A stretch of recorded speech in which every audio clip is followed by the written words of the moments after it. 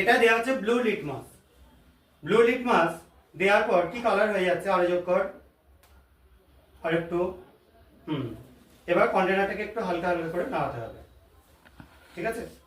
আবার কিছুটা যোগ কর, আবার একটু নাড়াও। আস্তে আস্তে দেখো কালারটা চেঞ্জ হয়ে যাচ্ছে, লাল হয়ে যাচ্ছে, ঠিক আছে? আরো কিছুটা যোগ কর এই একইভাবে।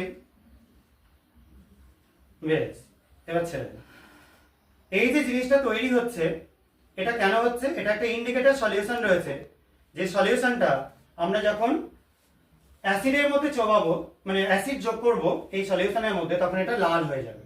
কারণ এটা যখন লিটমাস সলিউশন থাকে, লিটমাস সলিউশনের মধ্যে অ্যাসিড যোগ করা হলে বা উল্টোটা করা হলে, আমরা উল্টোটাই করলাম, অ্যাসিডের মধ্যে ব্লু লিটমাস যোগ করলাম, সেটা হয়ে গেল লাল।